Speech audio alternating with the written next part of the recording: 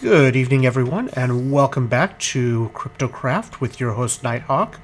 I'm down here in front of our nuclear reactor. I got it set up with the currently with the 5 reactors and our reactor here, our reactor chamber, our nuclear reactor, and I've got the majority of the components installed now. The last thing that we need are iridium reflectors, but I don't currently have the iridium that we need to put all of the iridium reflectors in here, so I think I'm going to start with neutron reflectors, and I'll upgrade those through the process here. If we look at what it takes, in order to make these iridium neutron reflectors, we need 8 thick neutron reflectors and an iridium plate. The thick neutron reflectors take 4 regular neutron reflectors and beryllium cells, and these take dense copper plates and some coal dust and some tin, pulverized tin or tin dust, depending on whether you use a macerator or a pulverizer. So I've got that set up right here. I did not mean to take that last one. Darn it. I forgot that that's why I had not actually taken that one, is because I didn't have enough for the full recipe. But these regular neutron reflectors should at least get our reactor where it can produce power, even if it's not actually up to the full production load that it can be. Now, another thing that we still have to do is fix our lava situation.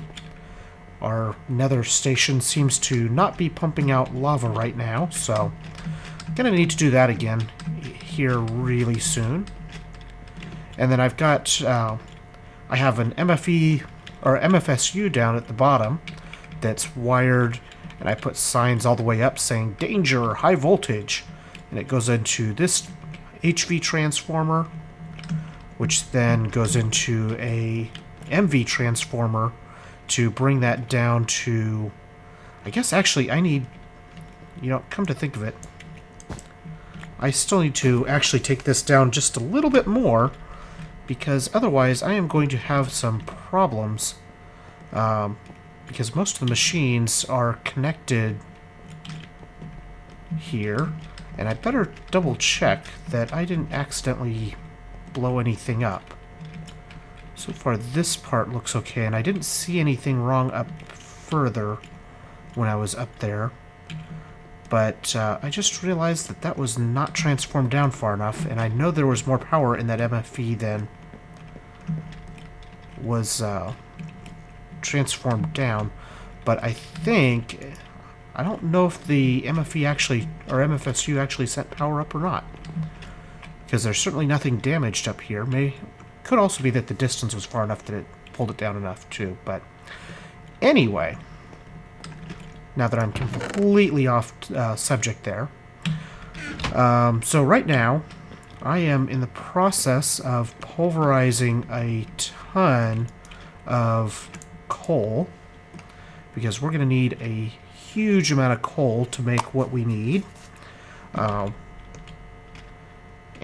then the next step that we're going to need, after we get all of this coal pulverized, we're going to need to pulverize a bunch of tin as well, because the number of reflectors that we need is just huge. And we also need to take a whole bunch of copper and stick it in the condenser. Oh, I see what happened. Oh, never mind. I just broke that. I am losing my mind. If there was anything left to lose anyway. So let's go put this copper in the compressor and start compressing it into more dense copper plates.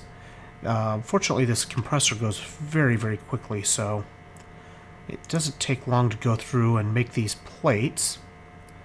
It does take a lot of copper to make the number of plates that we need, though. And the next thing I think that we want to do is get enough of these to actually turn on the reactor with at least all of the components in place, even if they aren't the nicest version of the components. Because I think this reactor will do okay even with... It won't generate as much power, but it should at least work with the regular reflectors. Let's see how we're doing on coal here. Okay, let's take these down into the bottom of our factory and plug them in. And then the next thing that we need to do is kill this slime. Go away, slime. The next thing that we'll need to do is put these in here and set up a industrial information panel, which I think we should be able to do. Let's see. We need a few more of these. Let's just make as many as we can. And let's go ahead and put the rest of these in. I also need to grab a transmitter so that I can set a switch down here. I'd like to also have a kind of a combined on-off switch that will let me turn the reactor on from just about anywhere. Itchy head for right around where my headphones are there. Distracted. So I need a transmitter. I don't know if I have any of those made right now, so we might have to make one of those. So, all of this stuff is so disorganized right now. We will have to fix that soon. I do want to get working on the code for the sorting system, and I think I'm going to rearrange how this is laid out as well. I think we can do this a little bit a little bit nicer layout, but the other part of this that I need to adjust is I want to have something to count how many items are in the barrels. I don't want to use the sortrons or anything like that. Good has made a pretty cool sorting system on the Minecraft Feed the Beast server, but I don't really want to burn all of the diamonds making the sortrons or anything like that. So we're going to do things a little bit differently for this system. There are devices that... let's see if I can find them. There's one of the devices will send a pulse for every item that travels through a tube. I don't recall exactly what that device is called at the moment. Well, let's see here. Item detector. So this little guy here, which is going to take a bunch of wafers to make, but what we can do is set them up so that the pipes go through the item detector into the barrel, and it should still sort everything out the same way. It's the barrel, I think, is detected as inventory through that, although I have not tested that quite yet. But the idea will be that we just have we have a line of those, and we'll have 2 bundles of wire that go to each section of barrels, and we'll have one bundle will be items going in, and the other bundle will be triggering the filter to send items out. We're probably going to set up some project tables, maybe even some automatic crafting tables or something like that to make all of these things, but because there's going to need to be a ton of them. But in order to put the item detectors in place. I need more room between the barrels. So this current system is not quite set up the way I'd like it. And I'd kind of like to be able to have items go through it faster. Even if they're going into the final can't be sorted chests, I think we can come up with a way to send them through the regular destinations before they hit those and still keep things relatively clean. So I'm going to be working on adjusting this somewhat. Now the good news is we can move barrels while they have items in it using the portal gun, so we should be able to rearrange this without too much difficulty. And then once we get this all set up, then we can also have some additional logic that says if we have more than, say, 500 stacks of cobblestone, we start taking cobblestone and either making scrap or turning it into smooth stone or something like that. And then we just need to have some scripts to send the right signals out and count pulses and things like that. Now, counting the pulses is the part that I'm still not sure how that will work. So if you're good with Computercraft, then I could use a function that will count, that can run in the background ideally and count pulses somehow. I'm not sure how best to do that, because it's going to need to count pulses across all of the wire, all 16 colors in the bundle, in order to work effectively. So yeah, if you have ideas on how to make that work, then that would probably help me out quite a bit as well. So let's see here. We now need to make beryllium. Well, really what we need is to make a whole bunch more of these reflectors and move them into the next project table. Oops, miss. There we go. We can make beryllium cells by pulverizing ender pearls. No. And let's see, what was it? Reflectors. So these beryllium cells we make in the industrial electrolyzer by putting either ender pearl dust or emerald dust through it. Emerald dust is... we don't have emerald bees or anything like that right now, so that's a little on the expensive side. Now, once... I think I'm probably going to start working bees more here. I kind of want to do stuff on Technomancer for bees as well, but I think the bees are going to be more useful overall here. And maybe I just do bees on both and just don't record it for all the time on both. Maybe I'll alternate and progress will be seen kind of between the two, because it'll probably progress very similar between the two of them. So that's still stuff that I'm trying to figure out. I have this sticky resin in my inventory that I keep meaning to take over here and put in the extractor. There we go. Okay, so next up we need a wireless transmitter. That's what I came up here for, was a wireless transmitter. I guess I can use this remote to turn it on and off. And the other thing that we want to do is information panels. So we want this.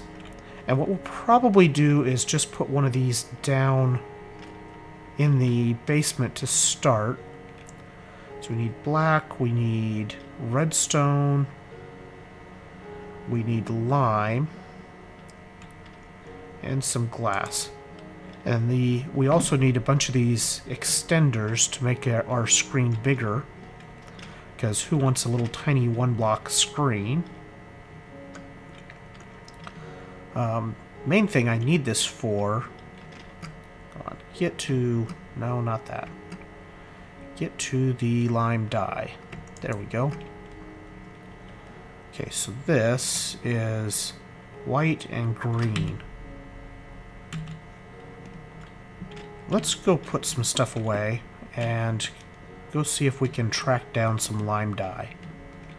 I think there's some around here somewhere, because the lamps that Fwip made for us were... come on, up here. That's not what you were supposed to do. Okay, let's do it this way. Okay, so that works. Let's look at this. That's at 5824. If we turn this on, let it go for a little bit. Let's look again. Yeah, that produces a pretty good chunk of power pretty quickly. So that works. Let's put... There's our original type. Now here we need 4 of them. Okay, you put 2 of them together and you get another one. Interesting. So now we just need the beryllium cells to go in the middle. And then we got to take these and move them to the other spot. Let's put the coal dust in there. And let's see what else we are going to need. I think we really need to take some stuff upwards. The thorium we can keep down here. Although let's do a little bit of setup here. So we'll make thorium cells. Let's make 2 of them. And we're going to put 2 of them like so. And we're going to grab 4 plates. Actually, we need 1 more plate. And we need 2 more cells. Well, actually, we need 2 more because we need enough cells to set up the recipe for the quad cells, is what I'm trying to do here. So there's our 2 double cells. And now what I should do is go get some plans, or make some plans, so that I can have the plans maybe just in one project table. That might be easier, and just switch the plans around. We'll have to think about that. So let's see here. We have... What else do I have down here? What else do I have down here that does not belong down here? I also still need to stick marble blocks in the filler and finish off this floor. And we also have a whole bunch of stuff on the walls that we can collect here. So yeah, all kinds of things to do down here. Let's take this upstairs. And I'm going to... Let's see, what do we need to do here? I'm going to take a quick break and get a couple things additionally ready. And we're going to turn on that reactor for real and let it run for a while and see how much of that MFSU we can charge up real quick. So I will be right back. And welcome back. I've gone ahead and got our industrial information panel set up. This will be a little bit of a temporary location. It might be one that we keep down here for local reference, but the plan is that we'll have one of these with range upgrades all the way at the top so that we can see what is going on with each reactor without coming all the way down here. So I made a sensor kit, and we have a reactor. You click on the reactor, and that gives you the location card attached to the reactor. And you just stick that card in the information panel, give it a redstone signal, which I've got a little lever back there for that. And you can see our thorium reactor has the max heat, shows the melting temperature, has the temperature, which is currently 0 because it's not running. And we can now turn this on and see how much it's doing. So it's actually producing 112 EU per tick already, and that's without the iridium reflectors, so I don't know exactly what those do for us. I don't know if they last longer or what the deal is, but I guess the heat is going up slightly, but as far as I know, this is a stable reactor, so we shouldn't have any problems with heat. Now, right now, I'm just keeping my right mouse button clicked to keep it turned on. I do need to bring down some transmitters so that we can keep this turned on easier. But you can see the reactor is working. It's producing power. I can come up here, and because I got too close to it, I ended up clicking on it and just turned it off. But the reflectors look like they're taking durability. I don't know if that means that they will wear out or if they're just hot and will cool down here in a minute. They don't seem to be cooling, but not sure exactly how all of that works yet. I really haven't done a whole lot with the nuclear reactors, especially not since they changed a whole boatload of things, so not sure if those just wear out or what we're going to end up with here. So in any case, with just that little bit, we've managed to charge this up to 124,000. So since we have that here, let's go ahead and charge up our tools and our jetpack. And I think this actually charges things. Well, maybe. Really need to make the charging bench, but we need iridium to do. Well, we need a lot of materials to make the charger mat. So hopefully soon we'll be able to do that.